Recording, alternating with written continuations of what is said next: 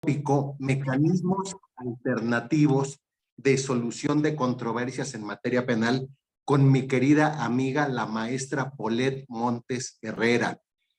Solicito a todas y a todos los presentes, por favor, silencien sus micrófonos a efecto de no distraer a nuestra disertante. Y en algún momento de la sesión abriremos una charla de preguntas y respuestas para que ustedes puedan interactuar de manera directa con la maestra Paulette. Maestro Víctor, muy buenas noches. Por favor, si es usted tan amable de presentarnos a nuestra distinguida ponente. Con muchísimo gusto, doctor Eduardo Martínez Bastida. Es un honor contar con la presencia de la maestra Célica Paulette Montes Herrera. La maestra Célica Paulette es maestra en amparo por el Instituto de Estudios Superiores en Derecho Penal, especialista en mediación y medios alternativos de solución de conflictos por la Universidad Nacional Autónoma de México. Además es licenciada en Derecho por la propia Facultad de Derecho de la UNAM.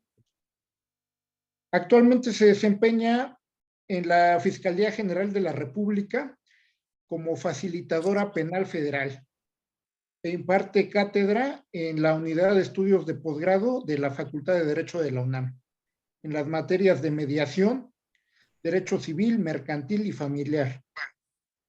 Bienvenida, maestra Paulette.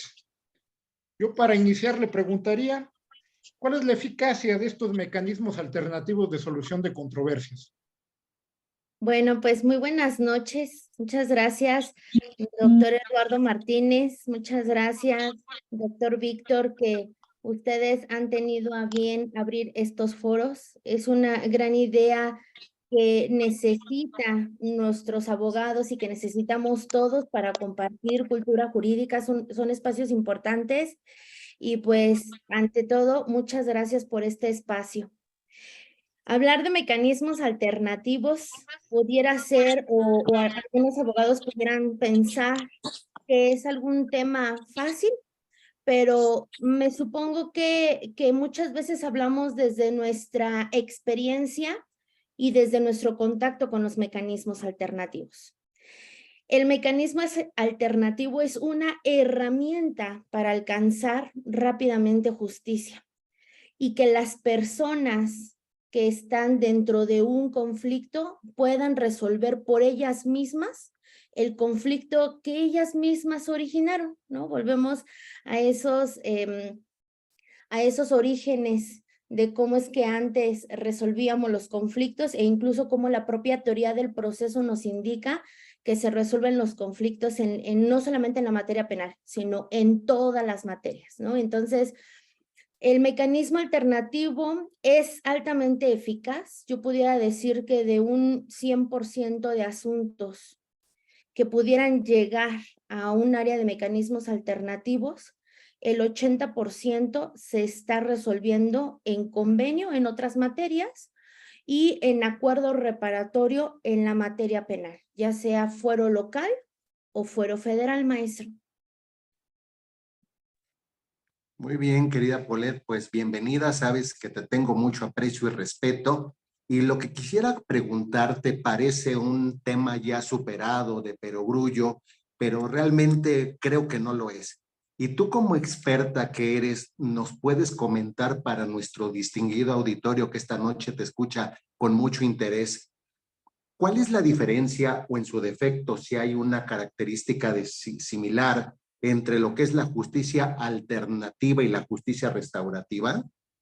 Ok, sí, doctor. Fíjese que en muchos estados de la República hemos tenido la confusión de que lo restaurativo y lo alternativo es lo mismo. Y siempre empiezo diciendo que el Código Nacional contiene dos justicias. La ordinaria, que la tenemos en el artículo 211, donde sabemos cómo inicia y cómo termina todo un proceso, o incluso el procedimiento desde la investigación. Pero también tenemos lo alternativo, y como dice la doctora Erika Bardales Lascano, que es una gran maestra que nos enseñó a muchos que venimos aprendiendo del sistema, pues los mecanismos alternativos forman parte de esa justicia alterna. Pero al legislador se le olvidó mencionar que el mecanismo alternativo es herramienta para llegar a las soluciones alternas. Y fíjese cómo es que vamos teniendo muchos conceptos que no son lo mismo, que sí, unos dependen de otro, pero no son lo mismo. En nuestro Código Nacional, la justicia alterna la tenemos en el capítulo de las soluciones alternas y la forma de terminación anticipada. En este caso, acuerdo reparatorio y suspensión condicional del proceso forman lo que son las soluciones alternas y nuestra forma de terminación anticipada, que es el procedimiento abreviado.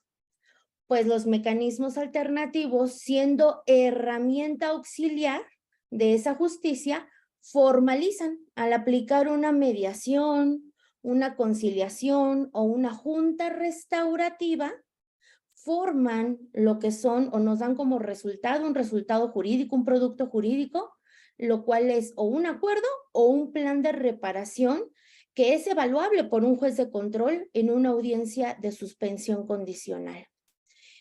Entonces, la justicia restaurativa, ¿dónde queda acá? Bueno, pues la justicia restaurativa es un movimiento. Es un movimiento que nace en comunidades maori. Es un movimiento, como lo dice el padre de la justicia restaurativa, que es Howard Ser.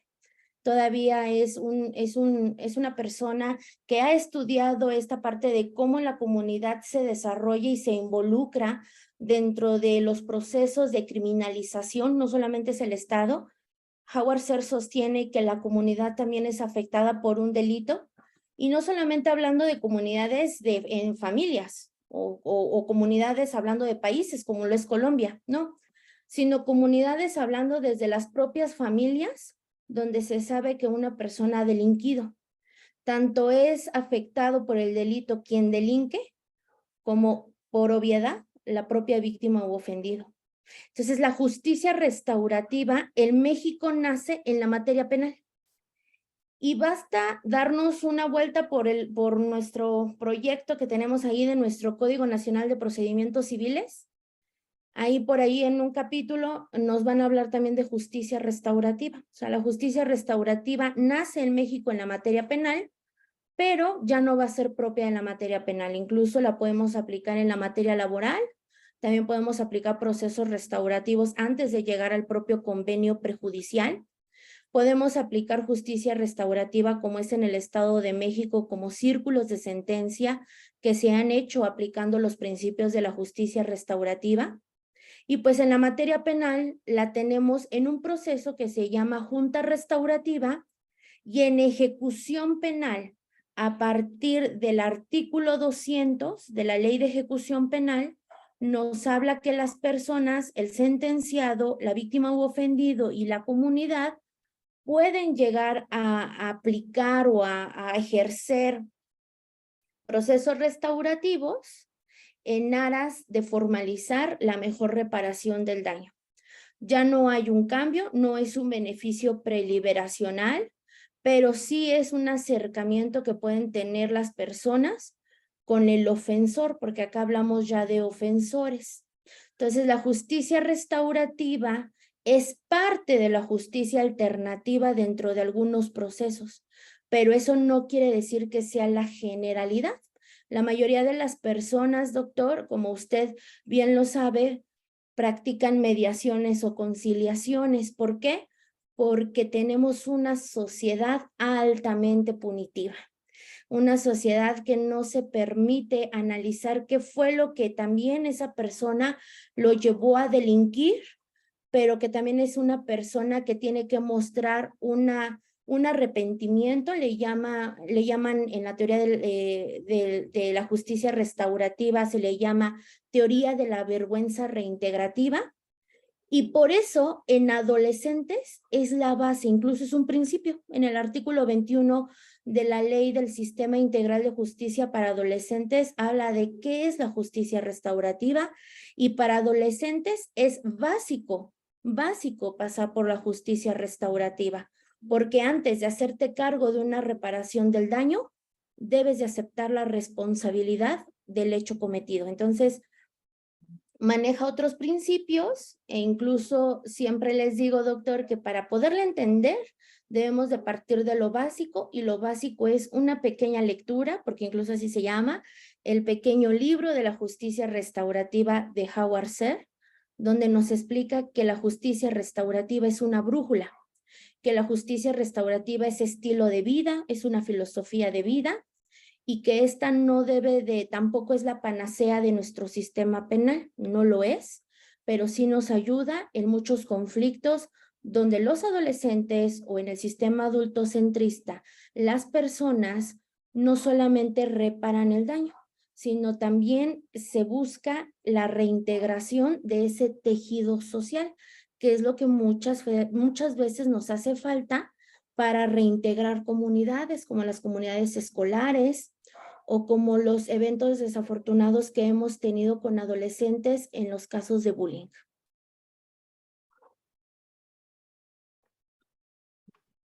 Muy bien, maestra Polet. Habló de mediación y de conciliación. Muchas veces se utilizan los dos términos casi como sinónimos, pero bueno, usted que es una experta seguramente nos va a explicar cuál es la diferencia entre ambos. Sí, bueno, la Ley Nacional de Mecanismos Alternativos, en su artículo 21, 25 y 27, nos da los conceptos de los 3 mecanismos alternativos que ya hablamos.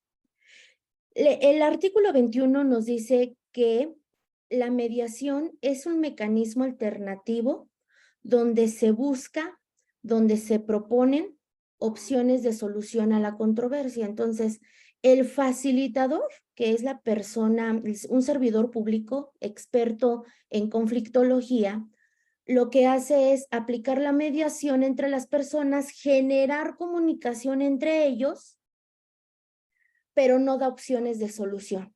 O sea, si en algún momento a usted le llega una invitación y ahí nos menciona que lo invitan a un mecanismo alternativo y debe decir cuál, una mediación, y usted ve que el facilitador es quien empieza a generar o a decir cómo es que se puede resolver el conflicto, entonces no está respetando el mecanismo. En el momento en el que no respeta el mecanismo, muy probablemente no esté respetando también los principios que nos prevé la ley nacional, y puede variar el resultado. Esa es una de las preguntas que también me hacen mucho. Puede variar el resultado en el acuerdo reparatorio, claro, porque una mediación parte de que hay una equidad, o sea, que ambos tienen el mismo poder en resolver el conflicto, no hay un desequilibrio. Por eso no se puede aplicar un mecanismo alternativo en violencia familiar. Por eso en acuerdo reparatorio no se puede. Para la suspensión sí, pero eso ya hay otros casos como muy específicos.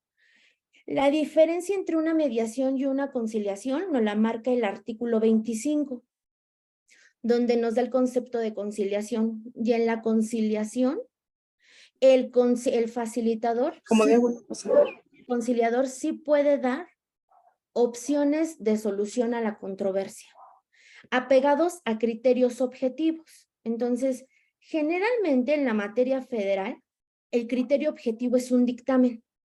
Si en el propio dictamen no pudiéramos empezar el proceso de mecanismos, pero hay excepciones. La excepción es la voluntariedad y que las partes mencionen que ellos no se van a pegar a un dictamen porque ellos ya saben cómo resolver su conflicto. Hay veces que hemos tenido procedimientos donde hay un monto y las propias personas dicen que renuncian a ese monto y que solamente se dan por reparados con una disculpa y con una cláusula de no repetición, que a ellos les garantiza más el compromiso de que la persona no va a volver a delinquir, o en este caso no va a volver a cometer actos de algún tipo penal en contra de esa persona ni de otras, que propiamente se le repare algo económico, porque para ellas ya no representa un daño en sí. ¿Pueden elegir ambas? Claro, pueden elegir todas las formas de reparación que nos contempla la Ley General de Víctimas, ¿no? No solamente es lo económico, sino también hay compensación, rehabilitación y todas las medidas que nos contempla la reparación del daño en sí. Pero esa es la diferencia como tal, maestro Víctor, sobre una mediación y una conciliación. En la mediación, las partes construyen, el facilitador genera comunicación, les da un lugar neutro, un lugar seguro para que ellos puedan resolver. En la conciliación, no. En la conciliación, el facilitador parte de ideas, de construcciones objetivas para que las partes puedan llegar al acuerdo reparatorio. Muy bien, querida amiga. Oye, y digo, acabas de tocar tal vez uno de los temas neurálgicos de tu charla, porque nos hablas del facilitador, que en varias ocasiones hemos platicado, pues no hay facilitadores tan buenos y muchas veces lo que hacen es no facilitar las cosas. Pero lo que me gustaría que lo comentaras a nuestras amigas y amigos que nos acompañan esta noche es esta posición que tenemos las y los postulantes cuando vamos a una sesión de mecanismos alternativos de solución de controversias. Llegamos, por ejemplo, ahí a la Metropolitana, nos anunciamos, nos dicen ahorita bajan por ustedes de primer piso y de repente nos dicen, oye, ¿sabes qué? Es que la otra parte no trae abogado, por tanto no puedes pasar tú. Y ese tipo de cosas, ¿cuál es el fundamento legal de esta situación? Poder acompañar como postulantes a estas personas en este mecanismo o en su defecto no acompañarlas porque la otra parte no trae asesoría y toda esta cuestión, mi querida Polet. Ok, doctor. Pues es algo que la verdad siempre hemos dicho. El interviniente debe de estar acompañado de su abogado. ¿Qué pasa si el interviniente no tiene un abogado? Bueno, pues se le pregunta a la otra parte si es su deseo que el abogado esté presente por esta parte del equilibrio de poderes. Yo siempre he comentado que el éxito de un mecanismo alternativo es permitir que las personas no solamente lleguen con un abogado, sino que se sientan acompañados de su abogado. Porque obviamente, una persona que llega con su abogado, si su abogado le dice firma el acuerdo, lo va a firmar. Así la persona diga, pero no sé cómo voy a pagar, pero entonces empiece entre ella a poner un pero interno, una oposición interna. Si su abogado dice, esto es lo mejor y tenemos que firmar, la persona va a firmar. ¿Qué pasa cuando desde un inicio, ¿no? Desde esta parte de que te dan la bienvenida, te ponen una restricción? Pues obviamente las personas empiezan a caer en una parte de resistencia, porque entonces, ¿por qué no me dejan pasar con mi abogado si es tan amable el propio mecanismo alternativo?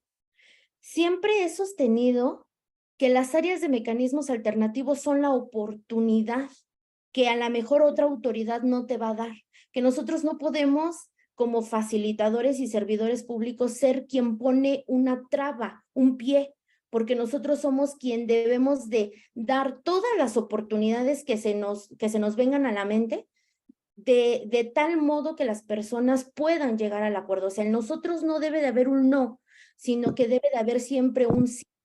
Y el fundamento legal, maestro, quería compartir una pantalla, creo que se pueda compartir, pero si no se puede, a ver, espérame.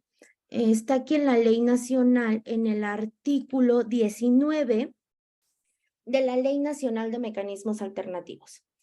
Y nos habla de que en las sesiones de mecanismos alternativos, sea la que sea, o sea una conciliación, sea una mediación o sea una junta restaurativa, las personas, los intervinientes como tal, o sea, ahí no dice el imputado, la víctima, no, los intervinientes como tal podrán recibir orientación jurídica, lo dice el primer párrafo. En las sesiones de mecanismos alternativos, estoy leyéndolo, se realizarán únicamente con la presencia de los intervinientes y entonces es ahí donde decimos solamente con el imputado y solamente con la víctima. Y entonces nos dice, y en su caso los auxiliares y expertos, algún perito, algún psicólogo, alguna tanatóloga, etcétera. Los intervinientes podrán recibir orientación jurídica. Para tal efecto, cuando ambos intervinientes cuenten con abogado, estos podrán presenciar las sesiones sin embargo, no podrán intervenir en las mismas. Entonces, la interpretación que se debe de hacer, al menos en el área de mecanismos, es, no cuenta la otra persona con abogado, ¿qué le parece? Si entra el abogado, él no va a participar, pero viene también como persona de apoyo del interviniente. En este momento usted no tiene por qué decidir si va a firmar o no va a firmar un acuerdo reparatorio. Ahora, por eso, nosotros previamente hablamos con las personas y les comentamos, oiga, va a traer usted un asesor jurídico bien acompañado de su abogado, para prever, doctor, justamente este tipo de cuestiones que no deberían de ser un problema, pero ¿qué cree, doctor? Es lo primero con lo que se encuentra un postulante. Entonces, el artículo 19 de la Ley Nacional prevé que las partes deben o podrán recibir orientación jurídica, pero las decisiones que devienen o las consecuencias que devienen del acuerdo reparatorio deben de ir siempre respaldadas de su abogado. Si bien es cierto, el facilitador tiene esa función también de darles no una asesoría jurídica, pero sí de clarificar muchas dudas que pudieran tener los propios intervinientes, es importante y siempre es importante que cuenten con un abogado. Incluso les decimos, bueno, no cuenta con un abogado particular, entonces le damos los números de la Defensoría Pública para que usted acuda a ella y se le asigne a un abogado. Quizá nos vamos a tardar mucho más, pero yo como facilitadora quizá estoy previendo un camino para que en el momento de que yo inicie sesiones con las personas en conjuntas o en preliminares, las personas se sientan a gusto. Ahora, estamos hablando también en un supuesto de que es una sesión conjunta, pero yo previamente o el facilitador tendría que estar trabajando con las personas en preliminares. Y en una sesión preliminar, que es esa donde el facilitador tiene un encuentro primero con el imputado a solas y después con la víctima a solas, ahí se tratan todos esos temas. Oiga, usted no cuenta con asesor jurídico, pues vaya a la Comisión Nacional de Víctimas, donde se le asignará un asesor jurídico, porque necesitamos que venga, ya que el imputado sí trae una defensa privada. O sea, el mecanismo alternativo va teniendo éxito cuando también el facilitador trata de prever todos esos inconvenientes.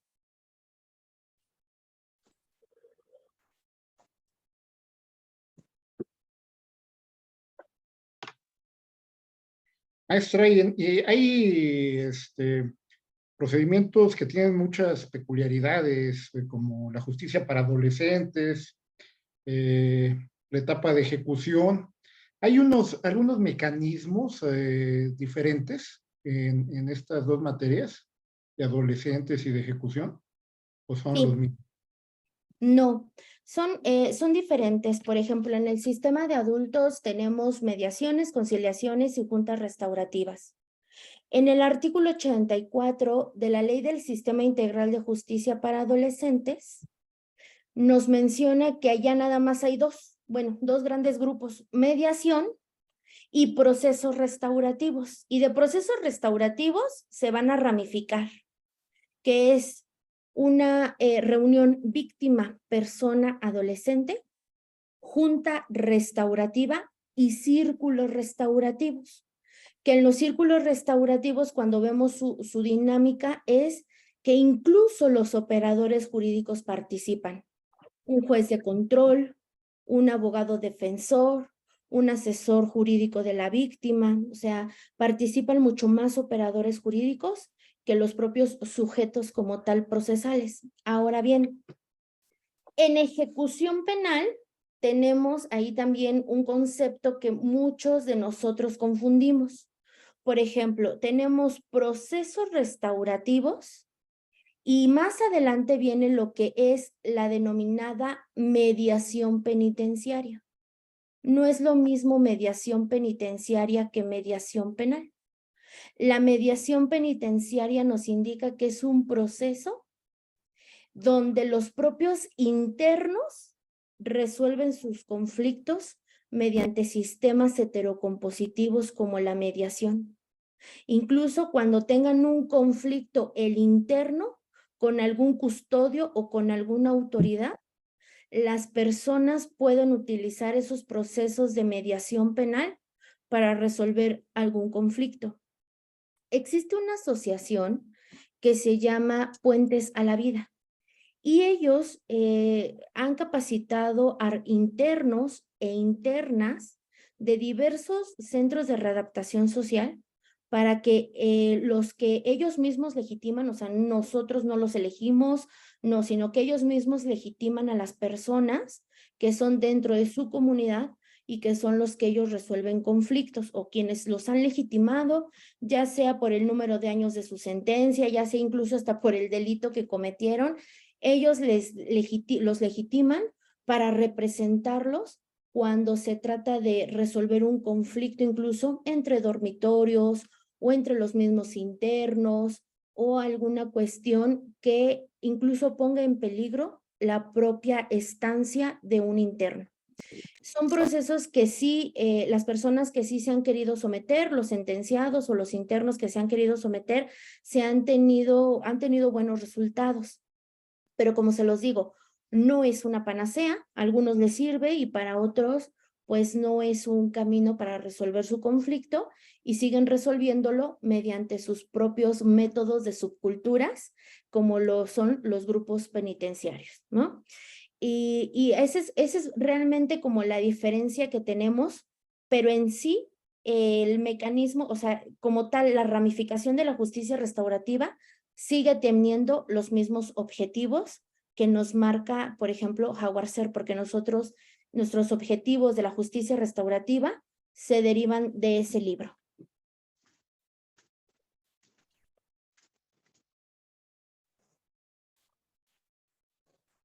No le escuchamos, doctor. Un micrófono, doctor. Perdón, Polet, a todas y a todos una disculpa. Polet, a propósito del tema que tan amablemente nos compartes, me parece que hay un tópico que no podemos dejar de lado, que son estos principios que rigen a los mecanismos alternativos de solución de controversias. Y te cuestiono esto porque tú recientemente publicaste en tus redes sociales un registro digital 2026-120 que dice medios alternativos de solución de controversias. Conforme al artículo 17 de la Constitución General, debe privilegiarse la voluntad de las partes de acudir a ellos sin que esto implique renuncia a la jurisdicción del Estado. Ojalá nos puedas platicar un poco tu visión como facilitadora de este criterio orientador y, por supuesto, estos principios que están conformando esta figura instrumental tan importante como son los mecanismos alternativos de solución de controversias. Claro que sí, doctor. Bueno, pues este criterio nace de la interpretación del artículo 17 constitucional.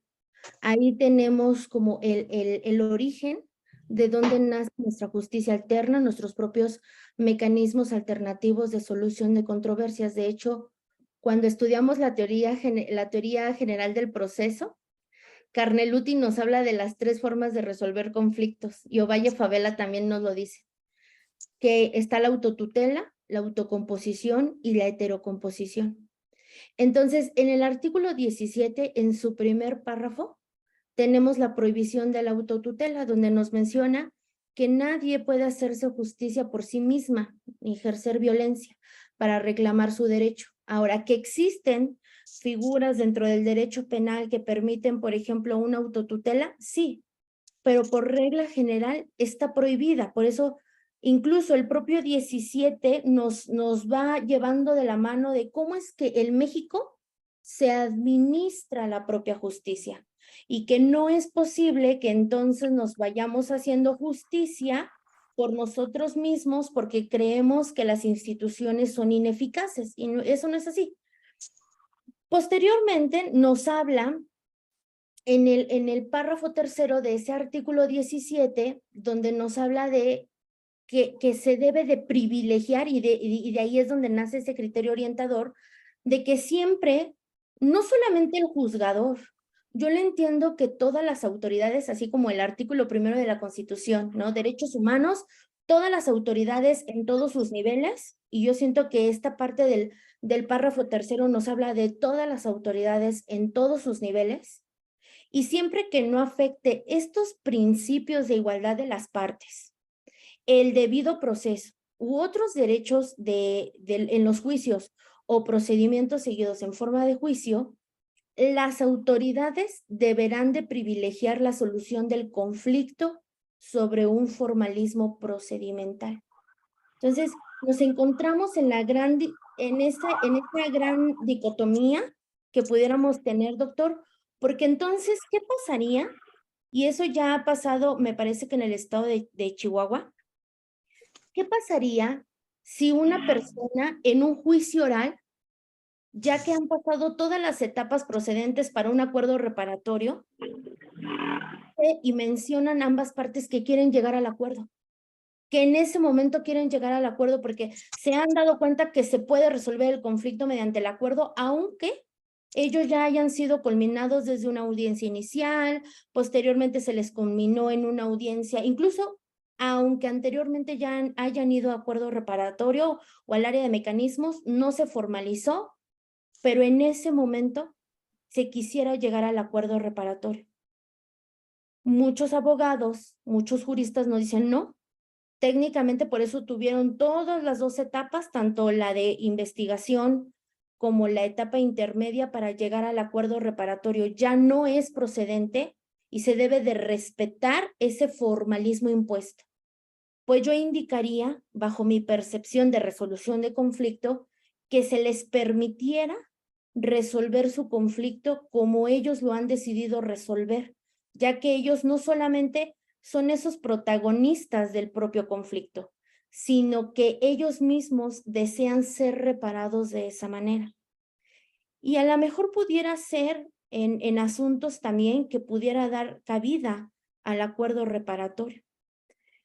¿Por qué? Porque obviamente lo único que tendría que revisar ese juez tendría que ser los requisitos de procedencia, que en este caso el único que estaríamos violentando o rompiendo ese formalismo sería hasta cuándo aplica el acuerdo reparatorio. Pero si es un tipo penal que me permite la procedencia del acuerdo, es un delito de querella o alguna otra situación que le permita la procedencia, que esa persona no haya celebrado otros acuerdos reparatorios por el mismo tipo penal doloso, pues bajo mi percepción y aplicando ese criterio orientador, me permitiría romper el formalismo para resolver el conflicto en cualquier momento de cualquiera de las tres etapas. Y bueno, de ahí, de ese criterio también que usted me menciona, doctor, rescatar la parte de dónde nacen, porque incluso hay muchas autoridades que todavía siguen fundamentando, incluso nuestra ley del Centro de Justicia Alternativa de la Ciudad de México todavía tiene el anterior fundamento. No ha habido un ajuste a ese fundamento, donde el artículo 17 en su párrafo quinto nos habla sobre el fundamento constitucional de los mecanismos alternativos.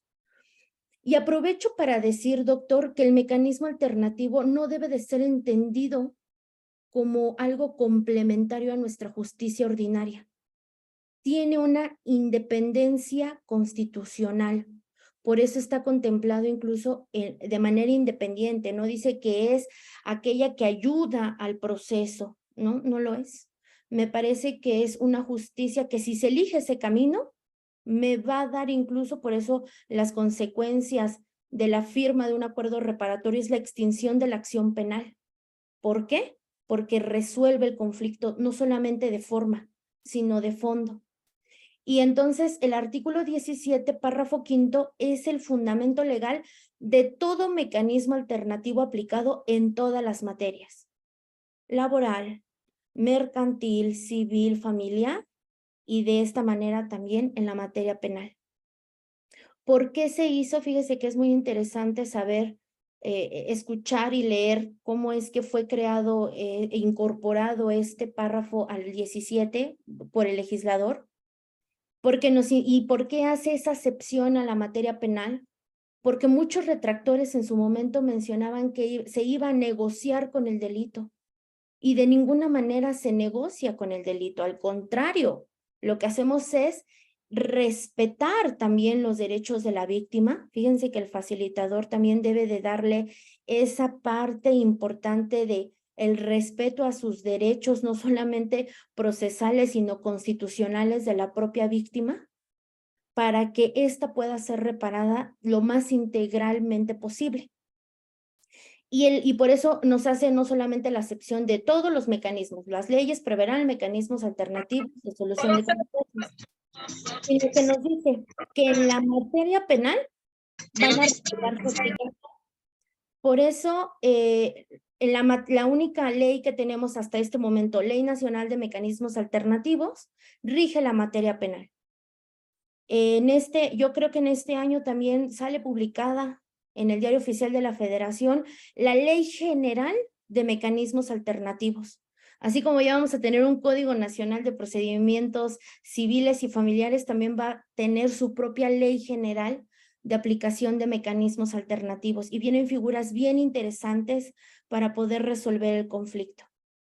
Entonces nos dice, en la materia penal, lo importante de la aplicación de un mecanismo alternativo siempre, colegas, será la reparación del daño. No puede haber acuerdo reparatorio sin reparación del daño.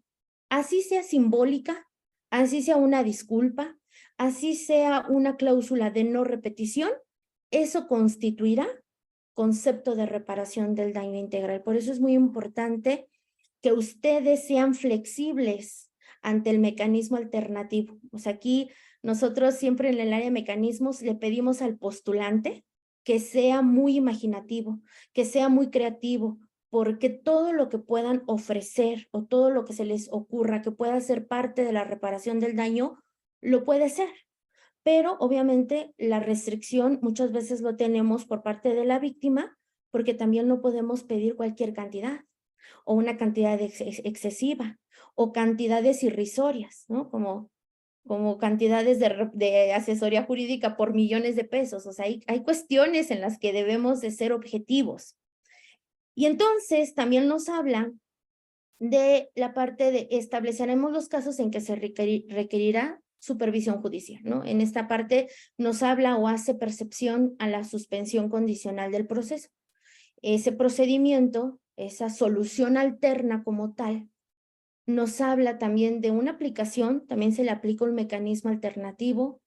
Yo sé que la experiencia de muchos de ustedes es de que la suspensión condicional se lleva en la misma audiencia, los abogados se ponen de acuerdo, pero lo correcto y objetivo hacer es que el propio juez los derive también a un área de mecanismos alternativos para que mediante la aplicación real, objetiva y eficaz de un mecanismo alternativo, también ustedes puedan tener un plan de reparación.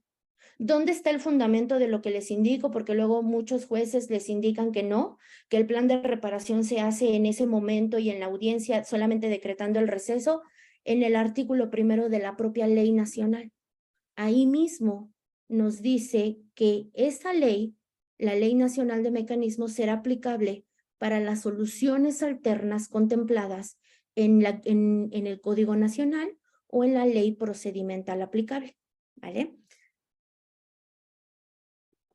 Maestra Polet, el artículo 27 de la Ley Nacional de Mecanismos Alternativos de Solución de Controversias en Materia Penal establece un mecanismo que se llama Junta Restaurativa. A mí no me queda muy claro en qué consiste ese mecanismo. Ok. ¿Me puede explicar, por favor? Sí, maestro. Fíjese que la Junta Restaurativa tiene dos elementos. La mediación tiene dos. Tiene un imputado, una víctima.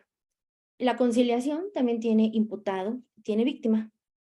Pero la Junta Restaurativa tiene tres elementos importantes. Y si nos vamos a la lectura del propio mecanismo, nos dice que es un mecanismo mediante el cual la víctima u ofendido, en este caso ya no estamos hablando de un lenguaje neutro, ya no hablamos de intervinientes, ya hablamos como tal de una víctima plenamente identificada, de un imputado plenamente identificado y de una comunidad. O sea, nos dice en su caso una comunidad. ¿Qué características debe de tener esa comunidad? Obviamente, no de acuerdo a una carpeta de investigación, sino de acuerdo a la experiencia del facilitador. Es una comunidad afectada. Generalmente las juntas restaurativas son aplicadas en delitos de homicidio culposo, donde no solamente los padres de la víctima, los hijos de la víctima, sí, en este caso de la víctima, no son personas, son víctimas secundarias, sino que también ellas mismas nos van a decir cómo es que van a ser reparadas. O sea, no solamente hablamos de una persona que sea una víctima, en este caso directa, sino que también las incluimos a las indirectas o secundarias. El propio mecanismo de junta restaurativa no solamente nos permite identificar a más personas que fueron afectadas, sino que más personas puedan decir cómo es que se puede resolver ese conflicto. O sea, no son personas que se quejen o que permitan o que nosotros permitamos la señalización de un imputado. No, no es así, sino que son personas que no solamente van a hablar sobre lo sucedido, sino que también le van a ayudar al imputado a hacer conciencia y a tomar responsabilidad sobre el daño causado. Por eso nos dice en la misma definición, y en el libre ejercicio de su autonomía, todos ellos van a buscar, van a construir y van a proponer opciones de solución a la controversia, con el objetivo, obviamente, de llegar al acuerdo reparatorio o a un plan de reparación, aunque no lo llama ahí, pero ahí dice, con el objetivo de llegar a un acuerdo que atienda no solamente necesidades y responsabilidades de la persona, en este caso de las víctimas, sino que también atienda necesidades y responsabilidades colectivas, o sea, hacia afuera, con el objetivo de reintegrar esa víctima a la comunidad, pero también recomponer el tejido social. Aquí es muy importante y es muy valiosa su pregunta, maestro, porque aquí tenemos otros alcances de reparación. No es el mismo alcance de reparación que tenemos en la mediación y en la conciliación. Por ejemplo, si ustedes buscaran una reparación más amplia, yo siempre les he dicho que el facilitador debería de aplicar más juntas restaurativas. Ese debería de ser nuestro mecanismo alternativo estrella, más juntas restaurativas. ¿Por qué? Porque nos permite primeramente que la reparación del daño comprenda, uno, eso viene en el artículo 29, el reconocimiento de responsabilidad del imputado. Y entonces recuerdo que hace un par de años había un criterio en tesis, porque todavía sigue siendo en tesis, donde los abogados postulantes, esa tesis mencionaba que la víctima tiene derecho a la verdad, y que no solamente tiene derecho a la verdad, sino que también mencionaba que para dar paso a una suspensión condicional debería de aceptar una responsabilidad. Y muchos decían, pero es que eso rompe los principios de confidencialidad y rompe el principio de debido proceso y de la no autoincriminación. Yo lo sé, pero no es que rompa el proceso. Si nosotros aplicamos el mecanismo de junta restaurativa, lo primero que le van a pedir a su cliente es que reconozca responsabilidad. Ya estaría en una cláusula o no, porque tendrían que llegar todos a un consenso, si ese reconocimiento de responsabilidad es parte de una de las cláusulas como tal. Es parte de la reparación del daño, pero puede o no puede estar redactada dentro de una cláusula. Pero todo esto por consenso de todos los que intervienen en esa junta restaurativa. Muchos dicen, bueno, me va a pedir una disculpa. La disculpa es esa parte donde la persona realmente nosotros vemos que hay una vergüenza reintegrativa, o sea, que realmente la persona sí desea reparar. Por eso le digo que es diferente a lo que es una mediación y una conciliación. Esta formulación de la disculpa puede ser privada o pública, porque muchas veces el tipo penal así lo amerita. Y nos habla también donde el imputado acepta que su conducta causó un daño. Porque uno de los pilares de la Junta Restaurativa nos habla de que el tipo penal, el delito, es una ofensa y esa ofensa daña a las personas, no daña a un Estado, ¿no? Por eso me recuerda mucho a Foucault, donde nos dice, hey, tu conducta daña al Estado.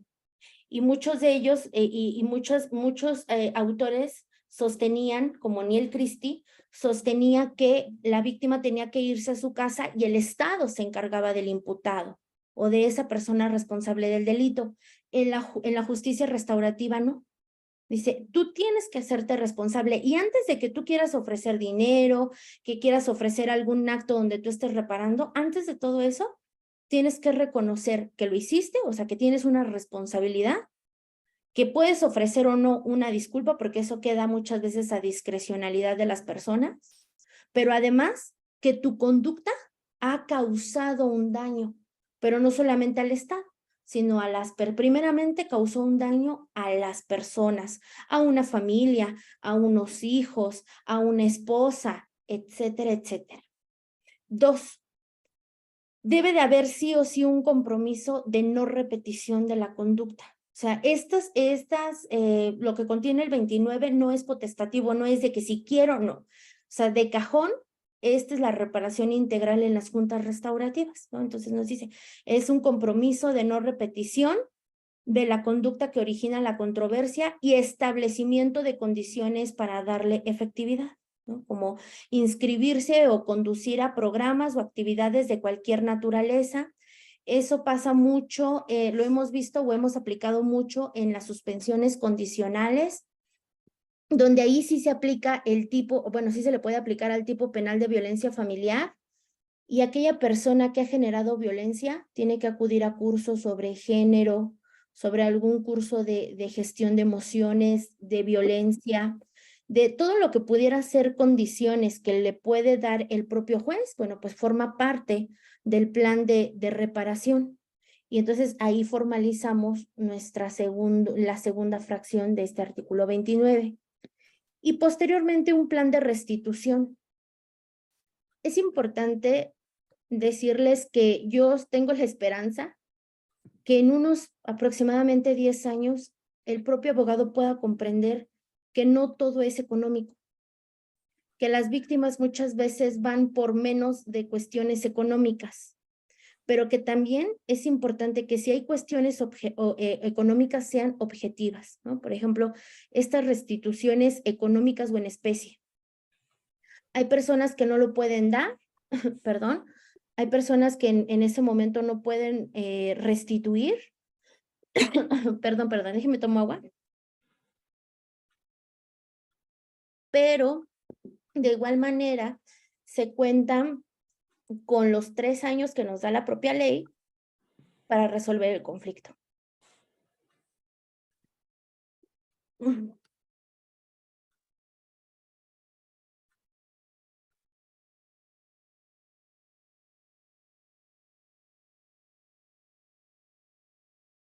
Perdón, es que me agarró una tos horrible, perdón.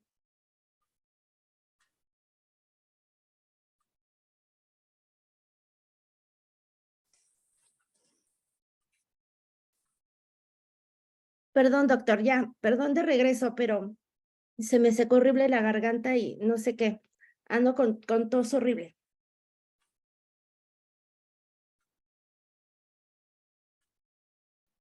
Bien, pues entonces es así como la propia Junta Restaurativa, finalmente, esos son lineamientos de la justicia restaurativa.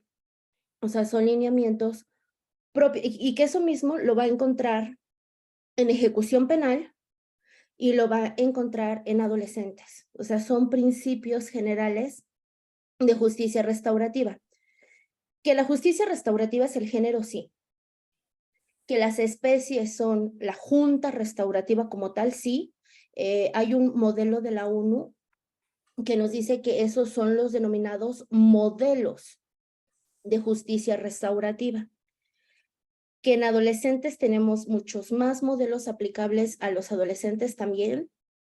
De hecho, el el procedimiento que se está siguiendo por el caso de bullying que observamos mucho en la televisión, pues obviamente se va a resolver mediante justicia restaurativa y nos ilustraría mucho a todos los abogados saber cómo es que se hacen estos procesos y tener participación activa en estos procesos, porque es así como grandes juristas como todos ustedes, pues prácticamente pues van a tener esa experiencia, porque a nosotros nos corresponde no aprender de un libro, nos está correspondiendo aprender a base de la práctica. Y yo siento que ese es el éxito que nosotros muchas veces como docentes vamos a tener en nuestros propios alumnos y ellos aún así van a seguir aprendiendo de la propia experiencia. Pero eso yo, la verdad es que el augurio unos 10 años siguiendo con las mismas prácticas, obviamente cada vez mejores, pero que esas prácticas vayan siendo de más conocimiento, o sea, que más abogados escriban sobre sus experiencias en mecanismos alternativos, porque también eso nos hace ser y hacer mejor nuestros procedimientos también como facilitadores. Entonces, eso es muy importante, doctor. Pues maestra Polé, maestro Víctor, si no tenemos inconveniente, podemos dar pie a las preguntas de nuestro auditorio, que vemos ahí a Rubén Mendoza, a Mayra, que tienen su manita alzada, y pediríamos a todas y a todos que alcen su mano y que hagan una pregunta breve, por favor, para que la maestra Polet pueda contestarles también brevemente, dado su problema de garganta que tiene en este momento. Entonces, Rubén, que fue el primero que alzó su mano, por favor, escuchamos su cuestionamiento. Muchas gracias, maestro. Maestra, muchas gracias por su excelente ponencia, conferencia. Mi pregunta es, en una investigación inicial que no se ha judicializado, se pide que se vaya a una mediación, ¿de qué manera se pudiera garantizar que se cumpla con esos acuerdos que se toman? La cuestión del delito, porque me ha tocado ver en algunos casos que se llega a un convenio, lo deja de cumplir la persona y el Ministerio Público dice, no, pues ya no es penal, ya es civil. ¿De qué forma podemos evitar esta situación? Gracias. Okay. No, de nada, Rubén. Qué buena pregunta ha hecho usted. Fíjese que la naturaleza del acuerdo reparatorio nunca va a ser civil. Por eso la naturaleza es una figura penal. Ahora bien, el acuerdo reparatorio tiene sus propios requisitos en el artículo 33 de la Ley Nacional de Mecanismos Alternativos. Lo que todo abogado debe de revisar al momento de la firma del acuerdo reparatorio es los requisitos que contempla nuestra Ley Nacional de Mecanismos Alternativos en el artículo 33. Ahora bien, ¿cómo garantizo que se cumplan? Bueno, obviamente estamos ante la voluntariedad de que las partes quieran cumplir. Pero es muy importante por eso llevar adecuadamente las sesiones para que esas personas, e incluso en el capítulo de acuerdos reparatorios nos indica que al incumplimiento de un acuerdo reparatorio se proseguirá la investigación o en el momento procesal donde usted dejó su carpeta de investigación, en ese momento se proseguirá el procedimiento o el proceso que se tenga que seguir. En ese momento no se extingue la acción penal. Por eso un área de mecanismos cuenta con un área de seguimiento. Oiga, no cumplió. El facilitador debería de haber realizado sesiones de seguimiento. Oiga, pero no viene a las sesiones de seguimiento. Entonces, usted, facilitador, tiene que informar el incumplimiento al agente del Ministerio Público para que él prosiga con la investigación. De ninguna manera puede pasar a la cuestión civil, de ninguna manera se extingue, no hay un fundamento legal. Ahora, usted tiene la posibilidad de que ante esa arbitrariedad solicitar una audiencia ante el juez de control, para que el mismo juez de control nos indique cuáles son los parámetros de legalidad. Porque entonces, ¿cómo va a dejar a la víctima u ofendido ante una situación de que ya no puede hacer nada porque él, de buena fe, creyó en una persona, creyó no solamente en su palabra, porque también nos basamos mucho en estos procedimientos de oralidad, sino en esta parte del incumplimiento de un acuerdo reparatorio. Ahora, hay algo muy importante que debemos de saber. Las personas, aquella persona que celebra un acuerdo reparatorio está inscrito en un registro nacional. Ese registro nacional, usted tiene que solicitarle al facilitador el número de registro nacional para que con ese número de registro nacional esa persona ya quedó como incumplida para siempre. ¿Se puede solicitar la baja? No, porque ese registro nacional nos permite a nosotros tener un control sobre las personas que han firmado acuerdos reparatorios y que han incumplido o que han cumplido también en su defecto.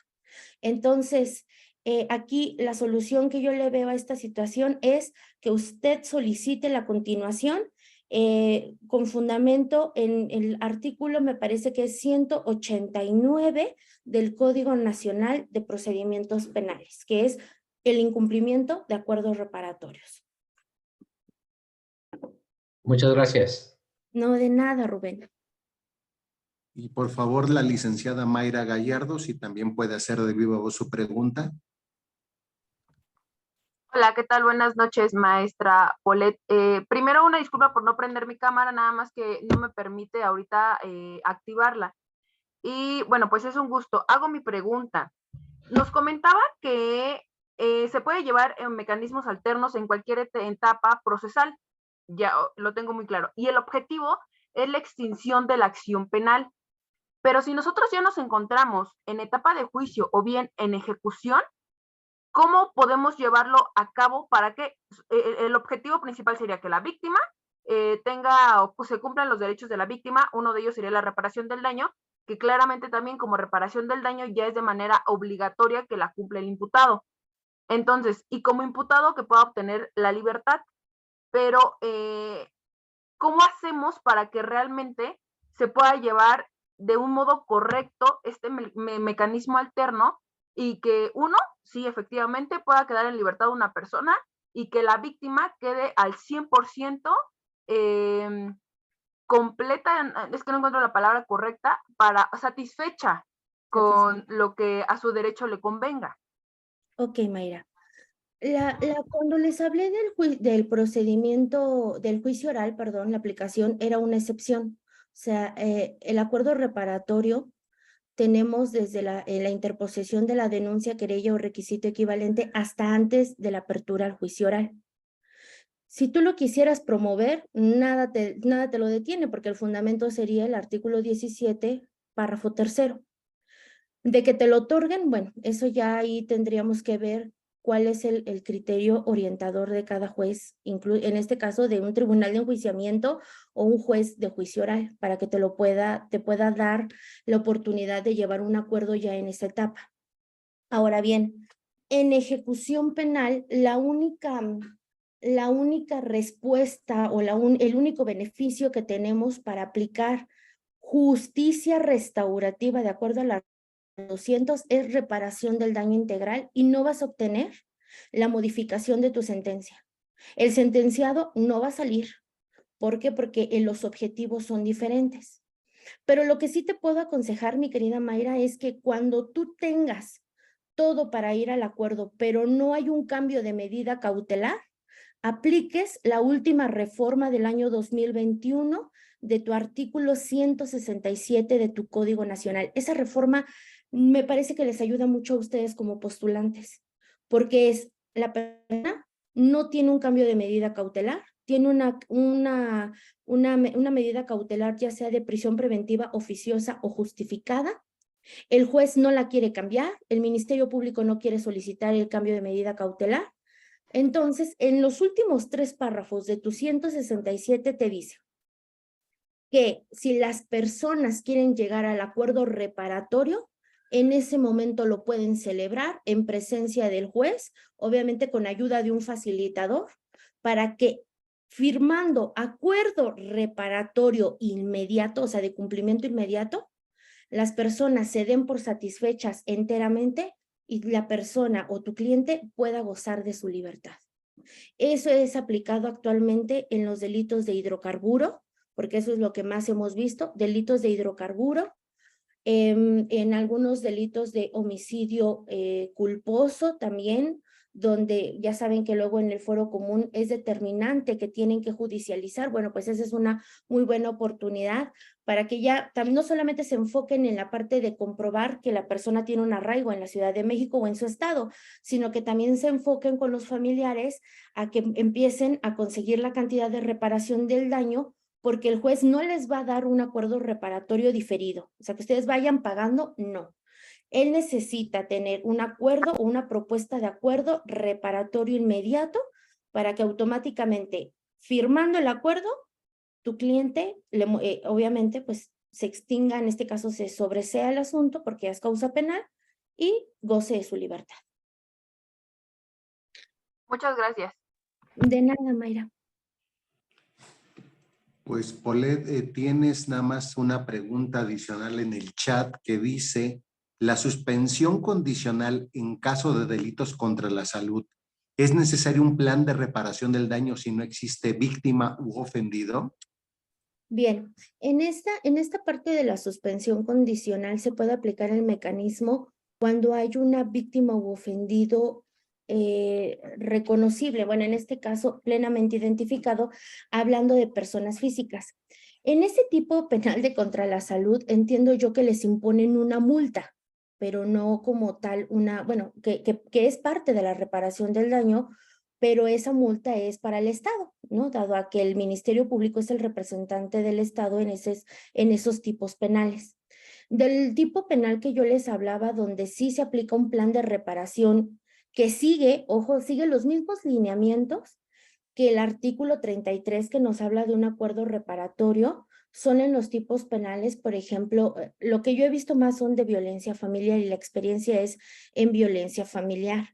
Pero no quiere decir que en algunos otros tipos penales donde no hay una víctima o ofendido no se vaya a reparar, sí se repara, solamente que el Ministerio Público les impone una multa y esa multa, por ser una sanción pecuniaria, es parte de una reparación del daño. Muchas veces así lo manejan u otros nada más lo dejan en el género de multa.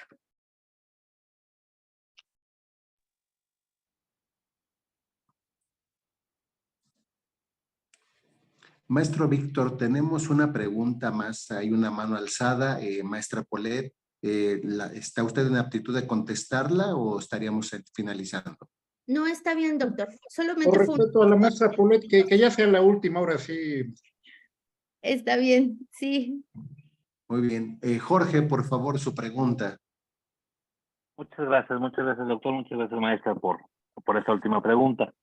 Mi cuestionamiento sería, en el caso de un plan de reparación a plazos, que bueno, es un año lo que establece la ley, ¿cómo se establece o cómo se fija en caso de que el imputado no tenga la solvencia para cubrirlo? ¿Y cuáles serían las condiciones como para que el juez apruebe tal convenio? Me ha dado el caso en que el cliente no tiene los recursos suficientes para decir, bueno, pago 5 al mes, por decir una cantidad. Quizás puede pagar menos y entonces se extendería más allá de un año. ¿Cuál podría ser la solución para solventar este tipo de problemas? Okay. Gracias. ¿Qué padres preguntas están formulando? Son muy interesantes porque en la Ley Nacional de Mecanismos Alternativos, en el artículo 33, ese artículo 33 en verdad es bien interesante. Esperemos que, doctor, un día próximo me dé la oportunidad de hablar de acuerdos reparatorios y su contenido, porque eso es bien importante, porque es el instrumento, ¿no? Como tal. Pero el 33, mi querido Jorge, te da 3 años. Y eso es muy recurrente porque, y es muy recurrente en los postulantes porque llegan y dicen, es que yo nada más puedo un año. Y nada más puedo un año y yo me quedo pensando, bueno, ¿cuál es su fundamento? El acuerdo reparatorio donde nos dice, si las partes no indican un término, será de un año. Pero ¿qué creen? Que el acuerdo reparatorio goza de los mismos 3 años que la suspensión condicional. Solamente que la suspensión condicional nos da un mínimo de 6 meses, pues acá no hay mínimos. ¿Por qué? Porque hay acuerdos reparatorios inmediatos y diferidos. Bueno, Pues ese 33, en sus últimos párrafos, mi querido Jorge, te da la posibilidad de que la persona pueda pagar en 3 años, obviamente, de acuerdo a las voluntades de las personas, porque tú puedes armar tu plan de 3 años, pero puede ser que la víctima te diga, no, yo lo quiero en 2, y a lo mejor las cantidades pueden variar. El abogado postulante junto con su cliente tiene que jugar con 2 factores, y eso, si ustedes lo saben utilizar, esta cuestión, puede que ustedes tengan mucho éxito en firma de acuerdos reparatorios. Ustedes tienen la posibilidad de jugar con tiempo o con cantidades.